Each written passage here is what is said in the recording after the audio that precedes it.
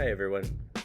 As some of you know, for the last several weeks I've been running a series on Our Mind on Music called Approaches to Teaching and Learning Music. I spoke with Chris Kulma about a number of things based on the big gig music conference in Kobe, Japan. Included in that was electronic music pedagogy. How do we teach in a modern classroom about sequencers and loopers, and how do we navigate that? I'll be following up on that in a future episode.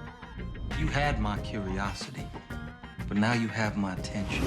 I also spoke with Dr. Jennifer Walden about what exactly is world music and how do we make sure that we're creating a diverse, inclusive environment for students in the music classroom. I spoke with Anna Gower about musical futures, the balance between informal teaching and learning, formal teaching and learning, the levels of guidance, and how do we foster creativity in a music classroom. This last episode of this series, I'm speaking with Peter Noonan, who is the team leader of performing arts at the Yokohama International School in Yokohama, Japan. Peter teaches the middle years program and the diploma program. My conversation with Peter is wide and varied. It really does connect up to one thing: reframing creativity. Peter speaks about composition and improvisation, using the learning space as a learning tool, different philosophies and some of the psychological underpinnings of why we love music and what we love about it. And we talk about how to provide a wide variety of opportunities for students to really grow and learn in music. It's a really interesting conversation. I look forward to hearing from you, and I hope you will enjoy the episode with my discussion with Peter Noonan, Reframing Creativity. So that's a year. Right. That's cool. Yeah. So we moved campus almost exactly 2 years ago, and I was outrageously lucky. I took over as the team leader just as the beginning of the planning for the space started, and our CFO was like, "Hey, if you could have whatever you want, what would you have?" And I was like, "Okay, this is a question that I will never be asked ever again." And the school actually this year is 100 years old. So like we have like a long history, and we're technically the second oldest international school in the world after Zurich. And so, you know, we wanted to build a place that was purpose built, and that was exciting in itself, like just being able to think about the space itself. And so I was lucky enough. I got to go to a couple schools. I got to go to Singapore and Hong Kong and kind of see like some of the spaces, and even a couple of theaters here in Japan, in Hamamatsu, like close to where the kawaii pianos are built. They have some really cool spaces. And so I kind of just started stealing ideas, but I was really influenced by this paper that was made by a guy who was designing spaces for online learning. And this was back during the dial-up internet phase. So he started thinking like, you know, how is this going to work? Like, how are we going to make it so that people can learn and not feel like they're just, you know, plugged into a screen? And so he started thinking of these ideas like, you know, sometimes we learn and we want to be like in a cave and we want to be by ourselves. And as musicians, like we want to be in practice rooms all the time. But then as teachers, it's kind of like being around a fireplace where like people are listening to you and there's one person kind of the main focus. But then in classrooms, a lot of times, especially like more student-centered classrooms, is more like a watering hole. Everybody's kind of equal. And I started thinking about that, and I was like, you know what, that's awesome for the physical space, but how do I actually do that audibly? And so I came up with this idea. First of all, I wanted the place to be super transformable. And so each of the rooms like that are the music rooms are also recording studios. So they have like soundproof walls, and then connected to those studios are isolation booths, which are also practice rooms, and they have lines of sight. And then in the middle, which is the room that I'm in now, it's a control room, and it has lines of sight to both of the big studios. And then we use Dante, which is audio over fiber, over Oh, okay. LAN cables. And the cool thing about that is you can basically, with a little bit of coding, I mean, very little coding at all, you can kind of create any shape that you want of recording space. So yeah, it's, I mean, honestly, it's so much fun. But like, it also opened up something I never thought about. Like, when we're kind of at the place of being done with a song and ready to present it, and if we don't have a concert at that time, then let's multi-track record this thing, and let's find different ways to kind of make the end product. So it's been super fun for that. And like in classes, if like somebody's working on something and they need some volume to be by themselves, I can be like, just go to the breakout room, go to the the little practice rooms around. And I mean, my whole thing is I just want them to be used all the time. Like I don't want it to be like a place that you have to like sign up to use. Even the recording studio, like from like high school on, the kids have Logic, and this whole system works on Logic, so they can plug in and start recording. So this mic here is one of the ones that the kids use. So Wow. it's nice, but it's not that nice.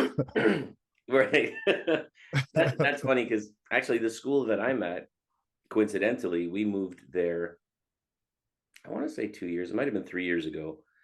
We were in a different campus that was around since the 80s. When we moved to our new campus, which is in a place called Net Valley here in Shikoku, Shenzhen, Mhm. suddenly it was all glass. Like the whole room Oh wow. basically is glass. And at first when I saw that, I thought, yikes, what's that going to do for Sounds kids? reflective. Yeah. But I walked in there and started, clapping and testing it and stuff like that.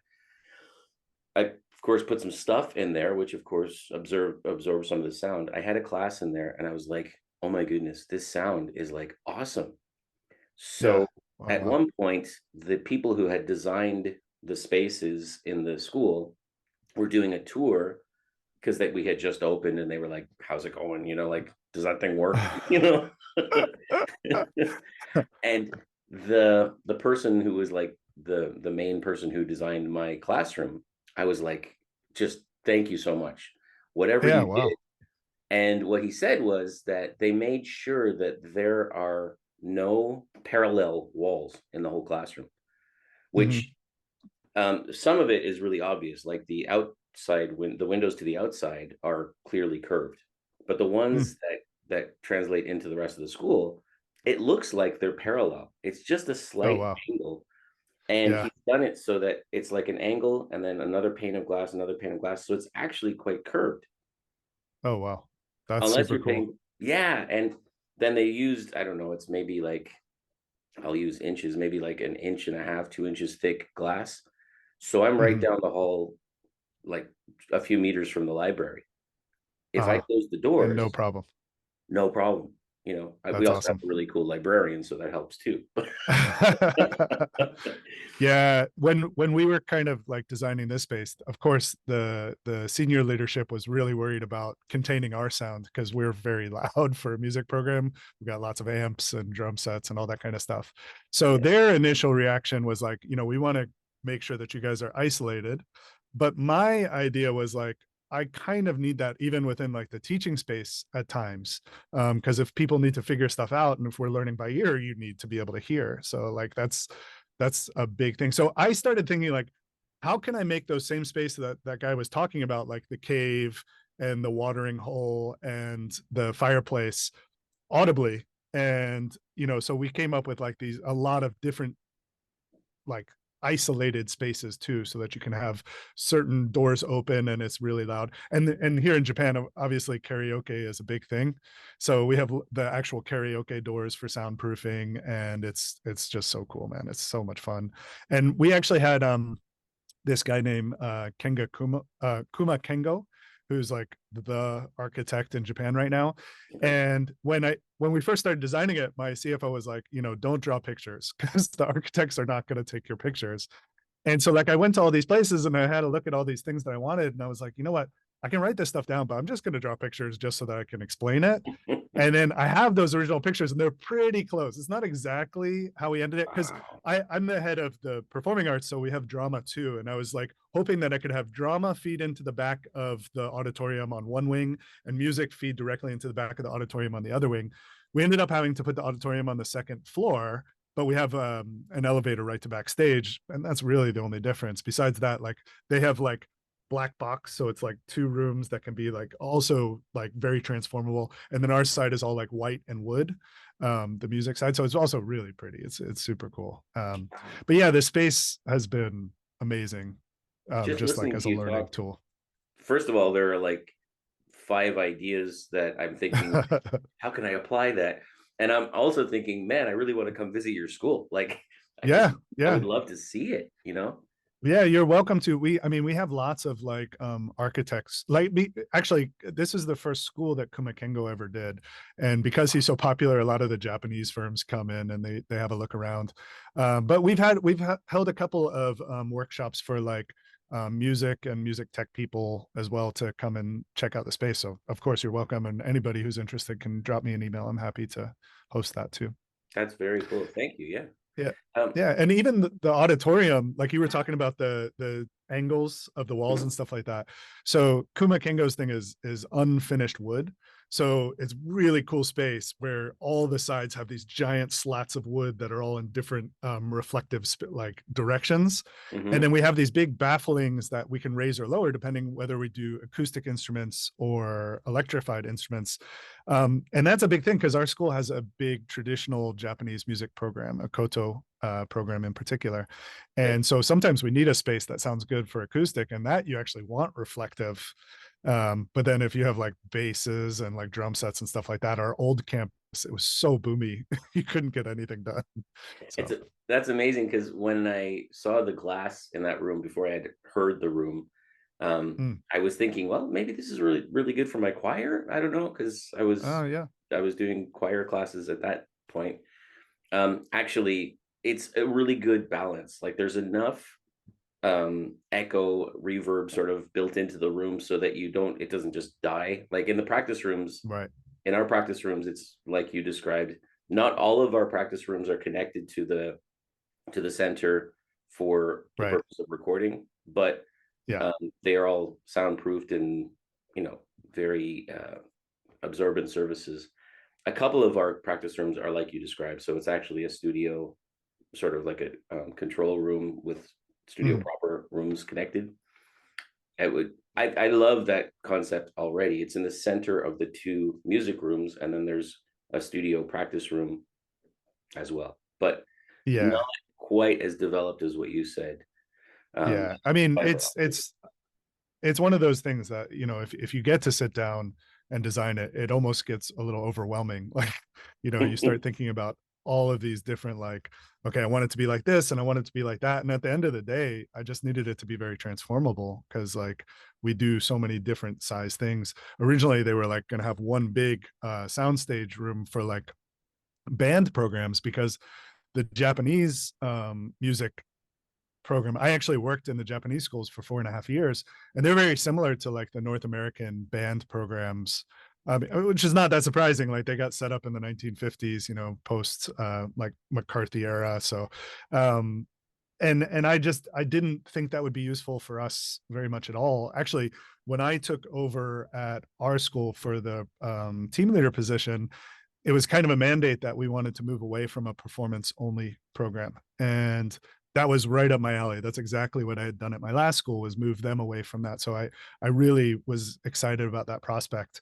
But here, it had been a performance program for, no joke, probably close to 100 years, Yeah, and it's like trying to move a giant, boat in the water. You got to keep pushing, and it slowly changes and slowly changes. And but I was given a lot of freedom to do what I wanted to do.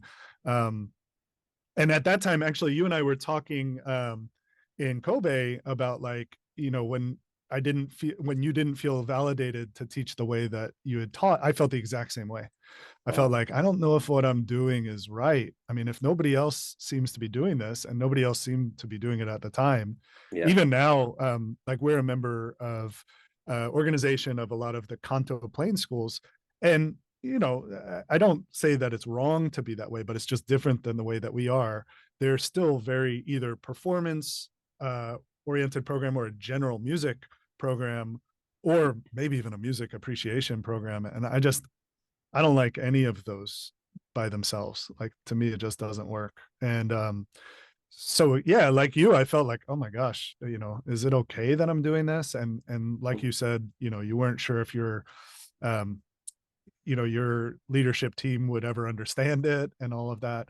I was very lucky to have people that were on board. Like they trusted me, even though they didn't know where it was going. And then really, really Sorry, shortly, that I like, just to jump in, to be fair to admin that I've worked with, nobody in admin that I've ever worked with has ever said, could you change what you're doing? It was more like what you just said, where, like I put in the order list for what instruments I wanted to buy when I went to the school, and yeah. included electric guitars and Marshall amplifiers and drums, and they kind of looked at the list and went, but they trust, and Oh, that's great. so I've never run into, I don't want to give the wrong impression that, administrators I've worked with have always trusted me to do it. But it was more like what you said. They were like not sure where it was going to go. Yeah, you know what? I think the majority of that fear is more from ourselves. You know what I mean? Like we, just like you and I had talked, like, you're worried that like, is this the right thing? If this has been going on for so long this way, is it right that I'm kind of just throwing the baby out with the bathwater here? And I don't think, like, there's so many wonderful things about playing in ensembles, and I really love it. But like again, it came down to like this philosophical idea. I went through an American band program and I started thinking like, how many of my colleagues at that time are still making music Right. and still playing in that type of ensemble? And it's a super small percentage, if any. You know what I Yeah, mean? well, that was one thing. I was speaking with Jennifer Walden. The fact that you have, like, I have a strings ensemble that I work with at our school, and really that came from a desire from the students, the kids who have been playing the violin, viola, cello for, maybe their whole lives at this point. They really wanted to be able to play Tchaikovsky or, like Beethoven. And I love that. And I do that. I Mhm. spend my lunch times doing that because it's not actually part of what I do in my classroom. And then those same kids in the classroom, they might choose to do that as well, like to play the, let's say, cello in my classroom as well, even though we're playing. I think I used the example of Ed Sheeran, like whatever they chose. Um, I think it's like having that additional choice, not taking away one thing to make Mhm. another. It's trying to find a balance so you can have whatever the kids are feeling and what you think as a teacher will really help move them forward as students. Right. That And like I think that choice, that agency is the biggest thing. And there's a lot of research to kind of back that up, where when you look at like what is the most motivating factors that exist out there, number one is always agency. And number two, if you've ever read the book Drive, he kind of explains some of the research, but he calls it mastery. I don't think that's actually the best way to think of it. I think a better way is like your self-perceived ability. Like if you feel like you're getting better at something, that is very motivating. You want to be better, even better at that. The concept of mastery to me is a little icky, but that's a different conversation. And then last is this idea of connection. yeah. And connection in an ensemble is such a powerful motivating factor. Like I see kids practice their butt off harder than they ever have before because they don't want to let their friends down. And it's way more than if they don't want to let me down. Like, Yeah. it's One of the first things I talk about with students when they come into my class is like we come up with an agreement on what this is going to look like, and it includes a conversation of rights and responsibilities within that little classroom community. yeah. I'm not sure that I necessarily need to go through that in words so much. Once the kids know that they can choose the song that they're going to play, and they suggest something, and then they vote together, and as a whole group they've come to consensus. When I see let's say the bass player in the band, I'm not really getting this, Mr. Van, and I don't know, and they start to get nervous, and I realize the reason they're nervous is not anything to do with grades or Mhm, even maybe like pleasing the teacher kind of thing. It's that mhm. they know the rest of the band is also working their butts off trying to get this, and they want to like come through for the team kind of thing. And you know what? To me, like just listening to you say that, it made me think of like the other one of the other big fundamental problems I had with like the ensemble style is, no joke, there was so much waiting around. Like you learned your part and you could play it and you could read it, and you were waiting for your partner or the next people over, and it was just so much sitting. And to expect that from like young people, and then to get angry at them when they're not able to do that, like, don't play that, Timmy, like, don't do what I want you to do in a moment, Stop hitting that wait for conga. me to say it. It's crazy. Like, but that also means that it's going to be a really loud room sometimes, and people are going to be working on different stuff. And that's why like having that shape where I could like kind of break people out does super help for that. And if you don't have that, I get that there's a lot of challenges. And also like to not, belittle even my own teachers that were like bringing me up. They didn't have a lot of choices. They had 120 students in a classroom. They had, that almost as many different instruments that they were trying to teach. So a method book was really the only way to do it. The music that they had available was not interesting for the kids. It was this idea of like, this music is important. And then you start thinking like, one of the things that every child picks up, even my daughter who's like 3 years old, she realizes right away, is that what you present is what you value. Like you don't even have to say like, this is important and this is not important. If you're only showing them Western 17th century, music or 18th century music, then they're going to think like, okay, this is all you care about. And that definitely was my experience. Like it was John Philip Sousa marches and like this really beautiful wind ensemble and Western art music that I love now, but I was not ready for then. It was not level appropriate. Even if I think of taste as something that develops over time, it was not available for my taste. I end up using the analogy of food a lot with music, and especially with taste, because the word, and like, like if you are thrown right into the deep end of super spicy food and you've just been eating baby food your whole life, you're not going to hate it. You're not even going to ever want to try that again. You got to get to that edge of your like point where you're like, oh, I like this. Oh, what is this thing? And it's, I know it sounds silly, but like, just like taste, you can't always describe what those things are. Like, how do you describe what cinnamon tastes to someone? Like, you can kind of say, oh, it's a little sweet, or like, you can say like, why is it that you like this kind of music? They're like, oh, it's energetic. It makes me like, it's not, the words don't work very well. Which actually brings me to that point that I was kind of talking about in the workshop, that I really do believe that music is best thought of as not separate from language. Like when you look at like the neural correlates, like the parts of your brain that process language and music, they're not one-to-one. They don't overlap, but they're really close and almost overlapping most of the time. And it's not surprising, right? Like it goes in through our ears. It has to be processed by the same parts, like that. And when we audiate, which is something that I really am absolutely in awe of, like, and it's only in the last couple of years that I've been getting into this concept of audiation. Just real quickly to explain that, like, if we think in words, we call that ideation. But to think in sound, if you've ever had like a song stuck in your head, that's like the lowest level of audiation. But this idea of like hearing imaginary sound is one thing. But to understand what that sound means, and in this sense, I am being kind of like culturally specific to tonal music, which is a huge number. The majority of what a lot of modern music is obviously all based off of tonal music. It doesn't all follow the exact same rules, but like to be able to understand, like, okay, this is home bass, this is do, and this is so, like being able to hear that and understand it gives you those concepts of relative pitch instead of like perfect pitch and stuff like that. And those are the skills that when you talk to professional musicians, or myself as a professional musician, or as a songwriter, as an improviser, those are the skills that I'm engaging all the time, that I have to engage. And in order to really be able to play, instead of only reading. Reading is very important, but reading becomes really important when I can't audiate, or I can't remember. I don't have the oral memory. Well, when you were talking in Kobe about that, the language music continuum, I think you called it. Yep. Yeah. Yeah. But I mean, it made sense to me. Like when I first started teaching, my first international school that I taught at, I was teaching music, but I was also teaching language to kids who didn't speak English as their first language, and I was teaching music.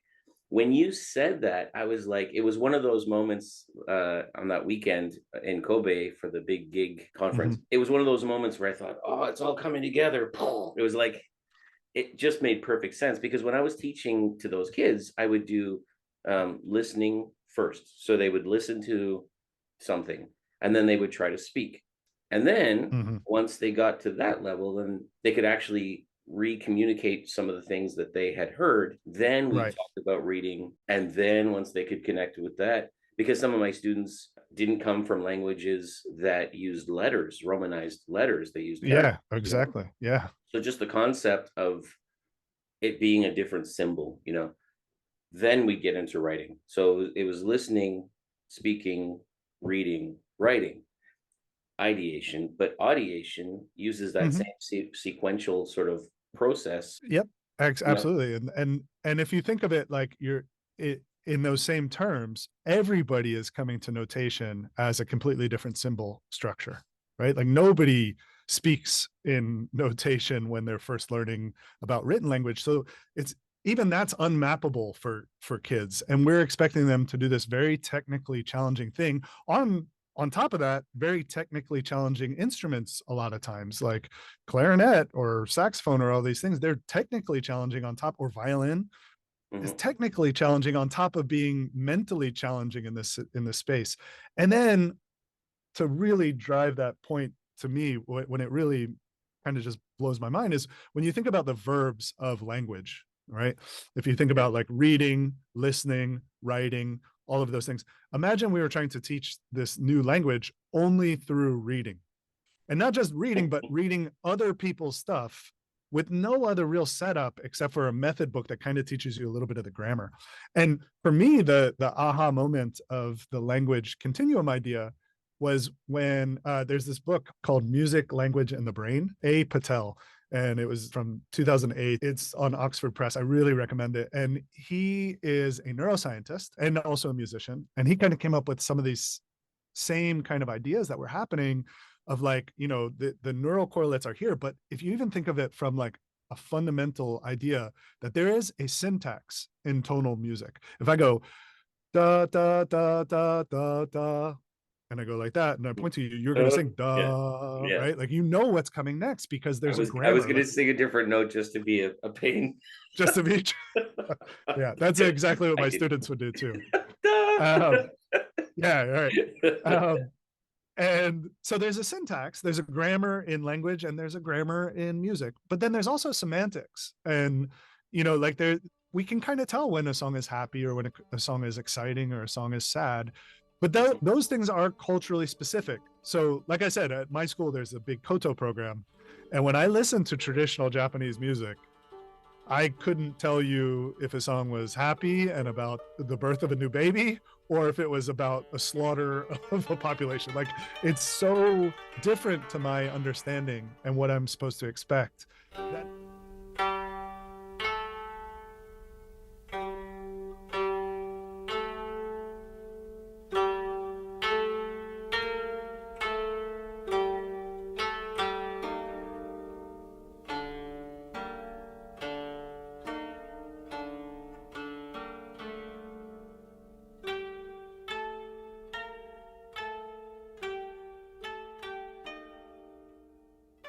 That I do think there are different languages within music, right? Like you almost have to think of it as like dialects.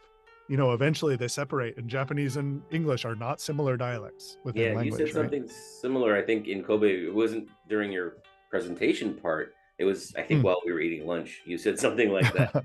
And and that really connected with me as well, because I thought, yeah, that's, I mean, I've said since high school, music is a language. I think Hmm. my Hmm. music teacher in grade 10, Mr. Brown, he would have said something like that. But then to think of Yep. it like it's not just a language, there are dialects within that language. And then I was like, whoa, like when you said that, and I thought, for all these years that I've been thinking of music as a language, I never Hmm. thought to break it down a little further.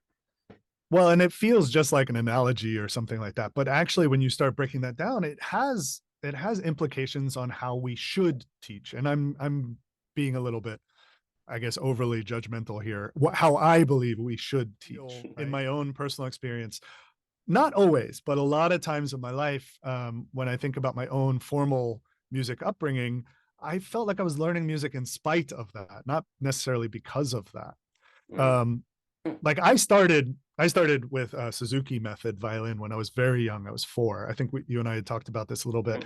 And Suzuki actually, he believed that like his main fundamental principle is that you should learn music as if it was your mother tongue, which is exactly what we're talking about here. And he came up with that idea even before Gordon did.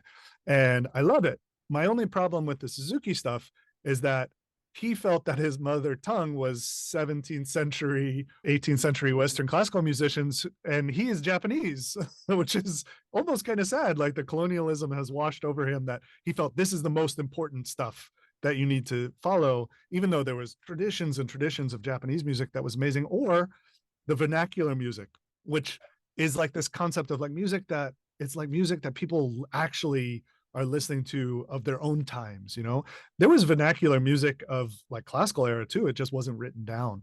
I'm sure in the pubs they were playing lutes and Oh violins. yeah, yeah, the whole minstrel thing, that Yeah. the one thing I'd say about that from my perspective is I hear what you're saying about like if you look at it, it was probably the colonialism and the reasons why he felt that way. But at the end of the day, part of this for me is recognizing what you think is important and running with it. Like I tell my students all the time, I say like when I used to teach math, you could find a different answer and you could explain your answer, but if you're not in a theory of knowledge class, then 2 plus 2 actually does equal 4. Right. Whereas in music, and you could argue that point, what I just said, Right. Sure, a bunch of mathematicians out there going, no, wait a minute, there's more. But my point being that in my music classes, I tell students, I really want you to have an opinion about this. I want you to listen to something and think, I like it or I don't like it. That's not the end of the story, but it's a good start, And then as a musician, we think about what do I like about it? What don't I like about it? If I could, what would I change? That kind of discussion. So, man, you hit on one of the most important things that I think a lot of traditional music education really skipped over, which is developing that taste. And the only way we develop that taste is to be given the trust of saying that what you like is different from what I like. And that's okay. That's a good thing, right? Yeah. I now, I've been kind of bagging out these 17th century, 18th century musicians, but I love that music now. But Yeah. I was not ready for that. Like I was obsessed with Nirvana when I was in middle school. And you know what? It was super level appropriate because it was all power chords. I could pick out these root melodies right away. I didn't have to like technically get to all these challenging shapes in my left hand. It was perfect,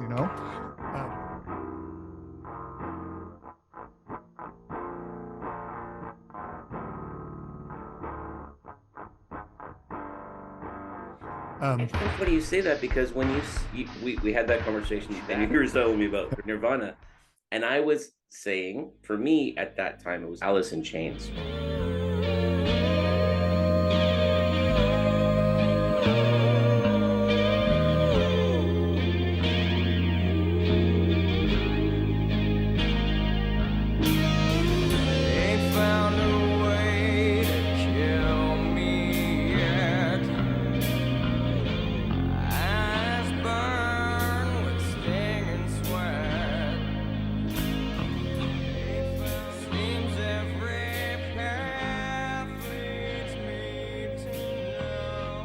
And at that point, I had been playing guitar for a while. Like Eddie Van Halen was my first ever inspiration, and I loved what he was doing.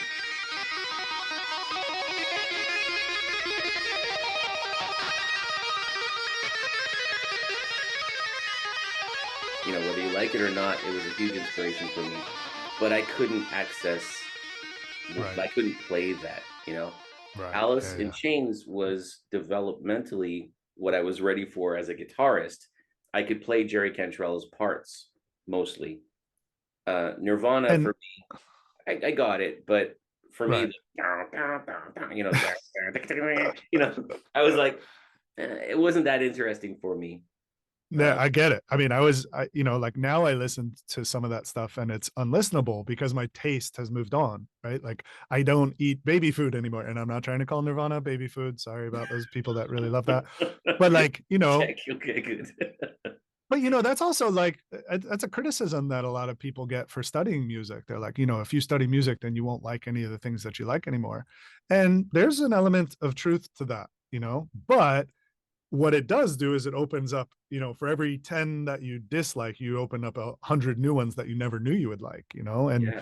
to me, life, when they say variety is the spice of life and all that kind of stuff, I do buy into that. Like, I feel that my life is richer for listening and liking different kinds of music and keeping my ears really open and not.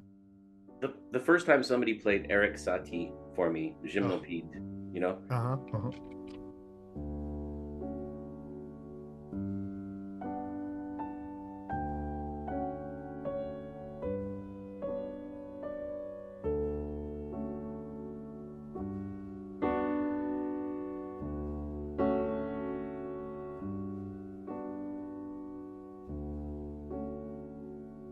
growing up, like I studied with the Royal Conservatory of Music, and it was, that type of thing. It was all, here are some choices of Mozart, Beethoven, and Bach, and then, you can choose within that. I actually I loved Bach for one thing, Mm-hmm. because I didn't know why actually at the time, but Yeah, yeah, yeah. a few years ago, I was having this conversation with my daughter. Actually, she had Mm. started studying with the Royal Conservatory, and I was saying, "So you're learning now about classical and romantic and all that stuff. Which one do you think calls to you more? And she said romantic. Mm. You know, and I was like, okay, cool. For me, it was Bach and that whole Baroque time, because I realize now, I heard the mathematics of it. Mm-hmm. I Yeah, heard like absolutely. how it fit when he did the crab fugue thing, when Mm. he does like Oh man, backwards and forwards and it meets up in the so middle and cool. it still sounds good. It's like, what?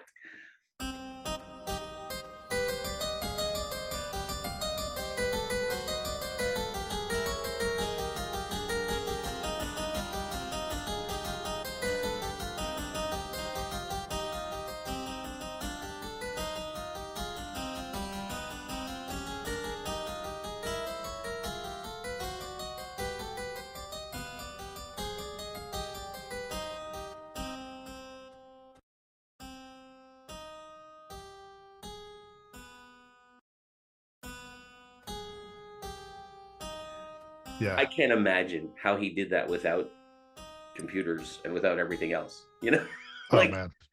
It's funny you bring up the fugue because I started teaching the fugue about 7 years ago or 8 years ago, partially because I didn't know anything about it. okay. And I'd listened to them and I was like, wow, they seem super complex and they have that mathematical beauty to it. But I was like, I've never really studied counterpoint properly. Mhm. I maybe if I start teaching it, then I'll start kind of figuring it out. And so like I went really deep into the deep end of like how do we write a fugue? And there's so many cool things about like, to me, if I were to break down like, for example, fugue and why I love Baroque, because I also love Baroque music, is this idea they didn't have this like super robust harmony where it was like big chunky chords. It was all these melodies that had to interweave. But Yes. then when you think about these melodies, if we think about it like a language, can you imagine trying to hold three different people talking at the same time in your head? You can't do that, right? So you have to have this concept of salience. And salience is like where you're paying your attention to. So like if you're thinking about like on a movie, like there's a big flash, my eyes are going to that flash, right? And Yeah. it builds on this concept of attention.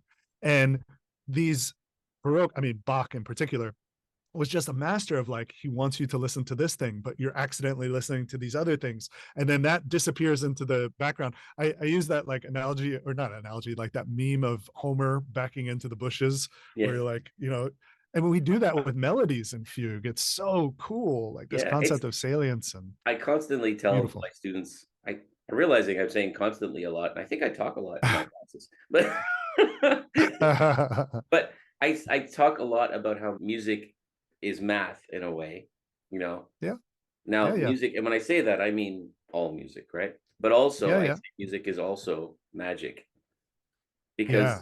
Oh like what man, you just said, it's like the magician going like this while he takes the handkerchief out of his pocket. But you don't see this part; you see this, you know. man, my kids get a very similar spiel. Well, Like it's when we like we talk tell about them what the trick is, and then they're still amazed when they hear us do it. my mind. So what's the difference between composition and improvisation? Mhm. Like, if we start to think about that, if you start to pull it about, you can't compose without improvising, right? And Yes, making up yes. something new. Yeah.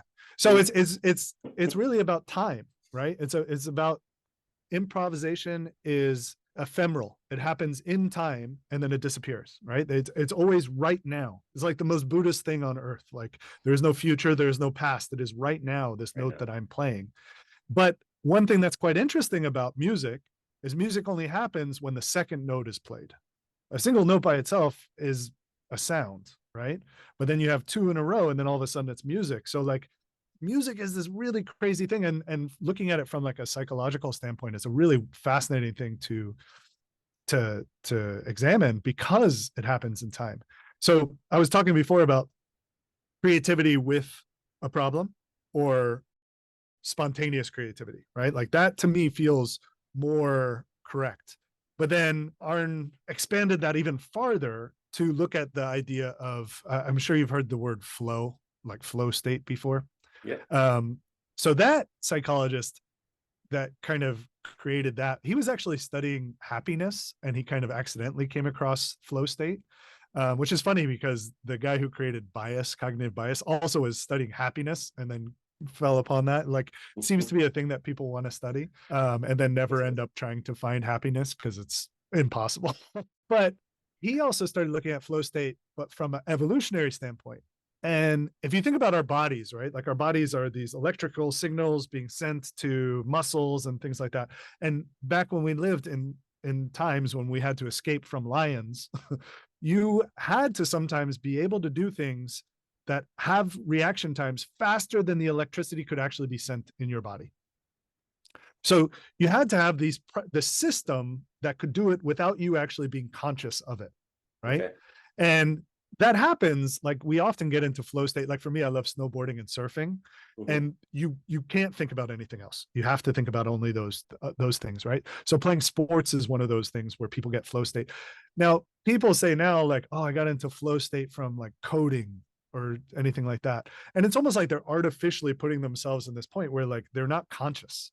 Like, they're not even there anymore. It's happening without them thinking about it, right? Mhm. But in music, we have to do that to improvise because it's ephemeral. The weird thing about flow state creativity is that it has to be things that you've done before. So like, if you're playing soccer, for example, you're not going to come up with some crazy new move on the fly. It'll be a move that you already knew how to do, that will be the perfect move at the right time, and you're not conscious of it. Same thing with like jazz improvisation. You're probably not going to play a harmonic major scale if you've never played that harmonic major scale. At least you're not going to be on purpose playing that. It might accidentally happen, but like, it's not going to be, it's going to be something you've listened to, right? Or that you've played before. And I mean, so then if you look at that, so another way that this guy Arne Dietrich looked at it was like, okay, if you have creativity for a problem, it can be based on things that you're like looking from the outside to do. If you have spontaneous creativity, some of it has to be from you inside, like internally, like it's accidentally already there. It's things you listened to in the past. But if you're looking at spontaneous, or if you're looking at a flow state creativity, it's only based off of the things that you already know, but they're coming up in novel orders. Therefore, it's creativity. Like, we don't know what's going to happen next. I don't know that the ball is going to be here versus over there, or I don't know this tree in front of me as I'm snowboarding was going to be there until I get there, and I have to be able to move, right? So they're all forms of creativity and they're all different. And I think, when we improvise, we really get to focus on that flow state creativity. And it's one of those things that is just so enjoyable for me as a musician. And I think for most people, like when we're speaking right now, I didn't write down what it is that I'm saying. It's stuff that I've thought about in the past, but it's improvised, right? And it's one of the most enjoyable things is having these kind of conversations. And then spontaneously, like just coming up with stuff out of the middle of nowhere, being generative in that way is also really enjoyable. And Yeah. sometimes solving problems is also really enjoyable. And I think we need to experience all of those things in music education. And so then I started really kind of thinking about, like, what are those implications in the way that we look at, for example, creative verbs. And creative verbs, like, as I understand them, I'm sure there's more, but like, if we think of like composing obviously is a creative verb, but then we have the ability to go back and fix things. So it's not ephemeral. There's improvising, which is a creative verb, and that is ephemeral. It happens in time, right? There's performing creatively, like even performing other people's works can be creative to a certain, maybe a little bit less, but that's more like a problem solving kind of creativity. And there's even ways to listen creatively. There's a guy named John Kratis. I love all of his work. I really recommend to anybody listening that you check out his papers, because first of all, he's just the nicest guy on the planet. When I was doing my dissertation, he did this long conversation with me and just let me kind of ramble on like I am now. And he would just kind of like focus me back in. And he was like a Jedi master. It was awesome. But he wrote this paper about listening creatively. And we think about how as music educators, we're always like, okay, now I want you to listen for like rhythmic things, or I want you to listen for like melody things. But that's not how we listen to music on our own. We let music kind of wash over us, and sometimes it makes us think of a past romance, or we make these weird connections, and then every once in a while it makes us want to dance. And and he started thinking of like, how can we use like how we've studied creativity to actually listen creatively? And he kind of stumbled upon this thing from like the 1950s. Again, it goes back to the way that they were studying creativity to solve a problem, but trying to make things more generative. And and one of the ways, and I love this, I do this with my kids a lot, is the first time we listen through it, we're going to listen, you're going to write down as many different things that come up as we listen to it, and we'll listen to it one pass. And whoever has the most number, it wins, whatever. Then we do that same pass, but now you're actually trying to make it in different categories. So the first one is fluency. The second one is frequency. So like one category might be colors. Another category might be, stories that happened in the past. Another might be musicological things that happen. Whoever has the most number of categories of things will win the game. And then the next one will be elaboration. So like, who can take one of those words and elaborate and make it even deeper. So like rhythm, then go farther, syncopation, then syncopation on 16th notes, and keep going farther and farther and farther to elaborate. And there's a fourth one that is not coming to my mind right. Oh, originality. So at the end, we'll go around, and if you think you have one that the rest of the people in the class don't have, shout it out. If you're the only person, then you get a point for that. And we go around, and whoever has the most original ways of, and all of a sudden you're thinking in a very different way than just this musicological way. You're experiencing this like listening creatively in a very different way, which I think is just so much fun. That's so cool, because it is a form of scaffolding to give a framework to listen within, without telling students. Like I made that change a while ago, where instead of saying, okay, listen to this piece for rhythm, like which rhythm aspects do you hear, or however I would word that, and I changed that to just, what do you hear? Like what stands out to you, especially when a group of students are going to learn how to play a song. I start with that, like, let's listen to it, like, what do you hear? And the perspective when I was saying that is, so what do you want to make sure that we replicate, and what things sort of fall away that aren't as important, Like, oh, very cool. Yeah, I dig that. So that I thought was a cool change that I had made to the way that I approached it, but I didn't think about what you just said. I've never heard of that before, but my goodness, that's like, it's like a game we used to play when I was a kid, where we would have different categories. Like, I can see you're recognizing what I'm saying. So like, absolutely. Yeah. You give different categories, and then you'd say, okay, the letter A, and all the things you can think of, things. I think it was just person, place, and thing. I think all the things you can think of with that letter, and whoever gets the most. It's in my brain. That's what I saw when you were saying that, and I think, wow. Yeah. I love the idea of scaffolding, giving supports without those supports being then the way I see it. It's more like, how do you see it? And that's the challenge with teaching creativity, right? Like people say all the time, like, how the hell do you teach creativity? And I get it, because as soon as you start scaffolding, you're taking away creativity in a way. You're limiting options. So by nature, you're like making them not be creative. So we have to think about different ways to do it. And the way that I've been thinking, the biggest implications I've been thinking about is that our Dietrich work of a known problem, spontaneous creativity, and the flow state. and how can those implement in the music verbs that happen? So listening, how can I start dealing with like listening for a problem, which we do sometimes. When we were learning that Motown song as music educators, the first thing we did was just start listening for structure. You know, how does this come out? That's a known problem. We're trying to recreate something.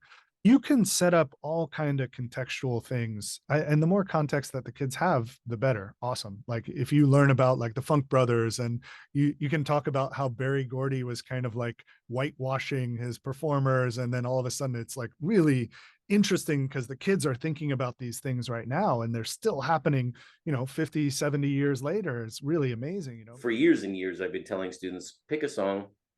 We'll make a short list of those songs. You guys will vote, and whatever wins the vote, that's what we play. Yep. I've been finding, like you said earlier in the conversation, like even the students themselves, after a while of doing that, start to think like, okay, we've played every Bruno Mars or whatever song. Yeah. And they start to recognize, and they start to say like, could you suggest some songs? Like, is that okay if you suggest songs? Absolutely. And then you can go back and forth, because eventually once I've suggested a bunch of songs, then they start suggesting songs that are even cooler, right? Like, but again, it goes back to that father and son learning language, where it's like getting farther and farther. You kind of get close to each other and then you move up, and then the child follows you, kind of thing. And you can make it relate. You can make the repertoire relate to the thing that you're exploring as a class, right? So if we're exploring rhythm, I can start throwing out some like cool LCD sound system where he was using the Reich clapping song, and he turned it into like a pop song.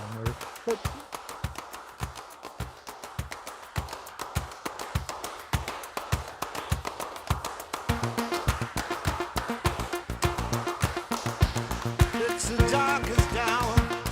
You're 22. The voice of youth, the hour of dread. Darkest hour, and your voice is new. Love is lost, lost is love.